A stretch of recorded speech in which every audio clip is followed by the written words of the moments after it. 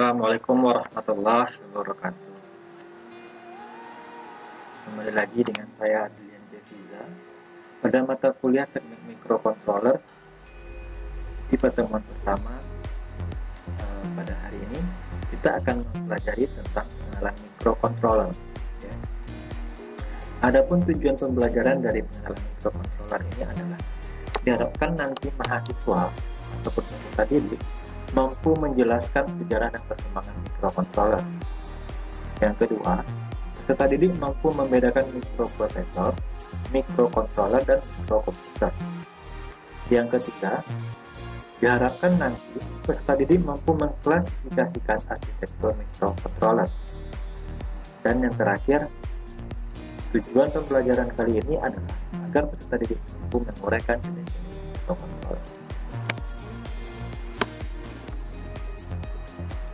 Oke, yang pertama kita masuk ke materi pengenalan microcontroller. Nah, jadi sekalian, microcontroller itu mungkin sudah banyak diterapkan dalam kehidupan masing-masing, baik itu berupa perangkat elektronika ataupun perangkat-perangkat yang digunakan dalam keseharian. Contohnya, pada mainan anak-anak ataupun robot, itu sebagian besar sudah menggunakan microcontroller, ataupun misalkan menggunakan pada perangkat-perangkat TV, perangkat komputer itu sudah menggunakan teknologi microcontroller. Ya, jadi microcontroller ini adalah sebuah perangkat yang nantinya sangat diperlukan dalam dunia elektronika. Microcontroller tersebut adalah sebuah komputer kecil atau disebut dengan special purpose computer di dalam suatu IC yang berisi CPU, memori, timer, saluran komunikasi serial ataupun paralel, port output, ADC, mikro, dan lain sebagainya. Nah, microcontroller ini digunakan untuk melaksanakan suatu tugas dan menjalankan tugas tersebut. Tugas tersebut ini dimaksud adalah menjalankan suatu tugas dalam suatu sama untuk berikut adalah contoh tampilan dari chip dari microcontroller. Ya. Microcontroller ini adalah penerapan yang teraplikasikan dan dapat kita temukan dalam kehidupan sehari-hari seperti jam digital, televisi, sistem keamanan rumah, dan lain sebagainya. Microcontroller juga banyak digunakan dalam penelitian ataupun pengembangan yang biasa dilakukan oleh peneliti, dosen, guru, bahkan banyak mahasiswa menggunakan microcontroller untuk tugas akhirnya dan pengembangan riset yang dilakukan oleh mahasiswa tersebut. Nah, semua perangkat-perangkat tersebut seperti TV dan digital sekarang sudah menggunakan perangkat yang disebut dengan microcontroller. Microcontroller tersebut adalah komponen yang sangat umum yang bisa ditemukan di kehidupan modern sekarang ini. Penggunaannya sangat luas, bahkan dalam kehidupan kita sehari-hari, baik di sekolah, di rumah sakit, di fasilitas umum, itu semuanya sudah menggunakan teknologi microcontroller.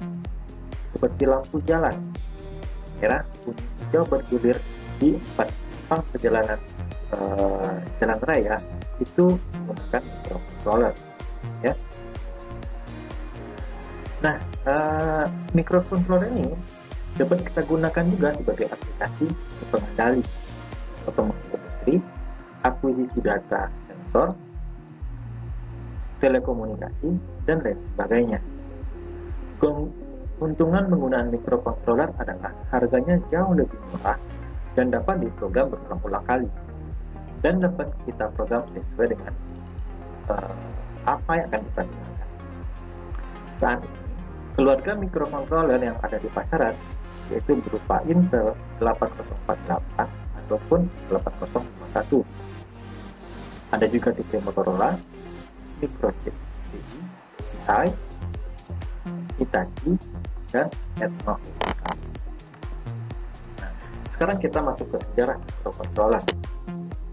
Nah, sejarah mikrokontroler ini kita bahas itu sudah dimulai sejak tahun 1617.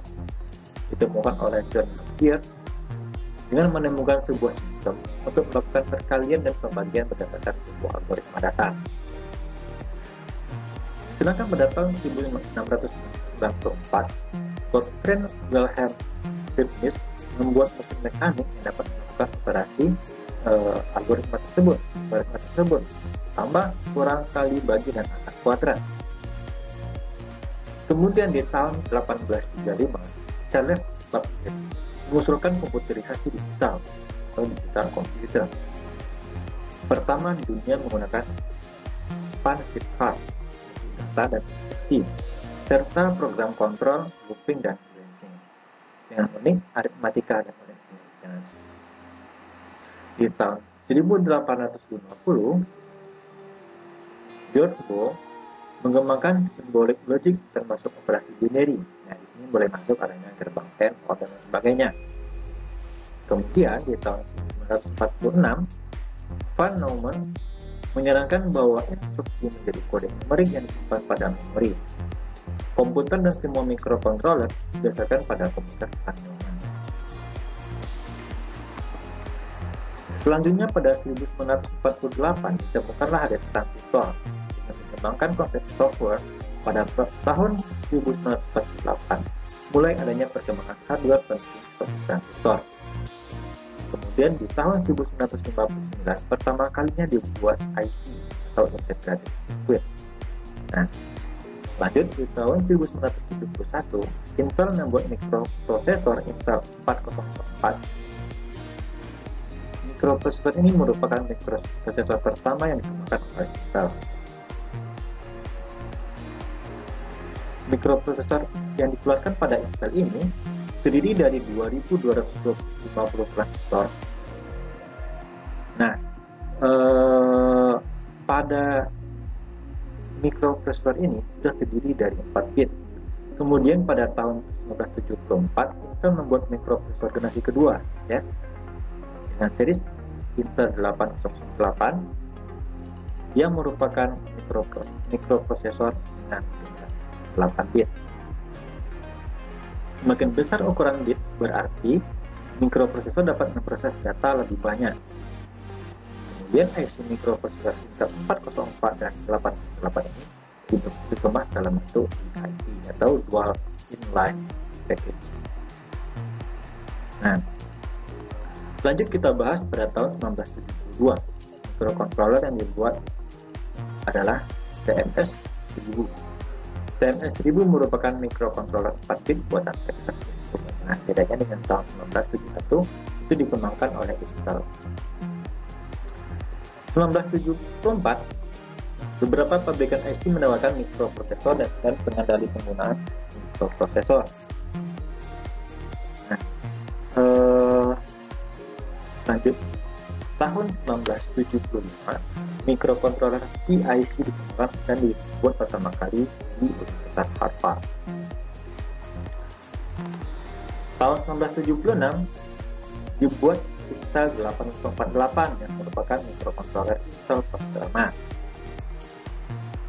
Tahun 1978 mikroprosesor 16 bit menjadi lebih umum digunakan, yaitu Intel 8086, Motorola 6800 dan Zilog Z8000. Tahun 1980 Intel 8051 atau lebih dikenal dengan keluarga mikrokontroler yang paling populer. Vendor lain yang mengadopsi mikrokontroler Intel 8051 yaitu Philips, Siemens, Atmel yang membuat mikrokontroler MCS51 yaitu mikrokontroler MCS AT9, misalnya AT89F51 dan AT89F52. Tahun 1996, Atmel AVR adalah salah satu keluarga mikrokontroler pertama yang menggunakan on-chip flash memory untuk penyimpanan programnya. Nah, itu adalah serangkaian sejarah panjang dari perkembangan mikrokontroler yang dimulai dari tahun 1800-an, masih dalam berupa perhitungan mekanik penjumlahan, kalian dan sebelumnya dikembangkan dalam bentuk mikroprosesor dan sekarang sudah membentuk chip mikrocontroller. Nah, sekarang kita lihat mikroprosesor, mikrokomputer, dan mikrocontroller. Mikroprosesor adalah central processing unit di dalam single chip. Jadi komponen CPU itu adalah arithmetic and logic unit (ALU), instruction decoder, register, bus data circuit, dan lain sebagainya. Nah, semua komponen CPU tersebut tersimpan dalam bentuk satu buah chip, ya. Jadi dalam satu chip terdapat banyak sekali komponen-komponen yang digunakan untuk memberikan sebuah perintah, baik itu berupa pengendali ataupun arithmetik dan sebagainya. Nah, lanjut, mikrokomputer adalah mikroprosesor yang dihubungkan dengan rangkaian pendukung seperti I/O dan memori program dan data yang ditempatkan bersamaan untuk membentuk komputer kecil khususnya untuk data dan aplikasi kontrol. Ya, berarti jika kita membahas mikroprosesor, ya, yaitu membutuhkan output lain, ya. Output lain apakah itu berupa output data yang nantinya harus dihubungkan ke mikroprosesor agar bisa bekerja sebagai contohnya untuk mengangkut data dan aplikasi kontrol. Jadi dia membutuhkan perangkat luar lainnya yang perlu dihubungkan ke chip IC mikroprosesor tersebut. Nah, jika komponen yang menyusun sebuah mikrokomputer diletakkan bersamaan di dalam single chip silikon, maka disebut dengan mikrokontroler berisi CPU, memori, timer, port serial, paralel, port output, dan ADC. Nah, ini secara keseluruhan adalah bentuk dari mikrokomputer atau komputer. Nah, lanjut ada arsitektur mikrocontroller. Ya. Berdasarkan arsitekturnya, mikrocontroller itu dibagi menjadi CISC dan RISC, Complex Instruction Set Computer, dan Reduced Instruction Set Computer. Yang pertama kita bahas CISC. Mikroprosesor CISC merupakan jenis mikrocontroller yang memiliki jumlah instruksi yang kompleks dan lengkap. Contohnya CISC adalah Intel 80C51 dan Motorola 68H11 seperti arsitektur CISC. Nah, sedangkan untuk RISC, mikroprosesor RISC merupakan jenis mikrocontroller yang memiliki jumlah instruksi yang terbatas dan sedikit. Pada arsitektur RISC, jumlah instruksi lebih sedikit, tetapi memiliki banyak register dibandingkan dengan CISC. Selain itu, pada arsitektur RISC, kebanyakan instruksi dieksekusi hanya dalam satu clock cycle, dan mode addressing memori yang sederhana contohnya adalah Atmel Start, Microchip PIC2 atau 16C XX, dan National Semiconductor Instruksi 8. Nah, pada program assembly dengan prosesor RISC ini menjadi lebih kompleks dibandingkan dengan program assembly pada CISC.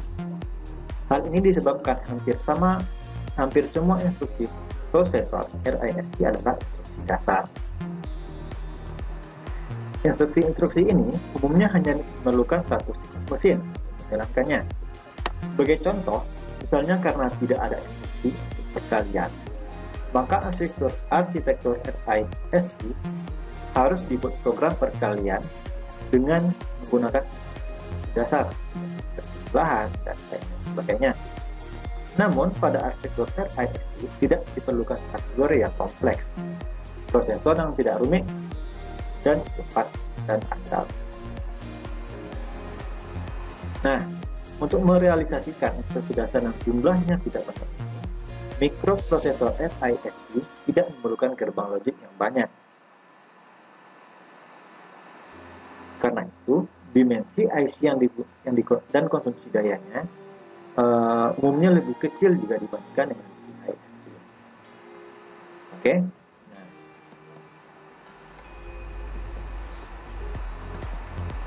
lanjut kita bahas yaitu adalah jenis-jenis microcontroller ya. Pertama ada jenis microcontroller. Ini AVR atau AVR ini adalah microcontroller 8 bit.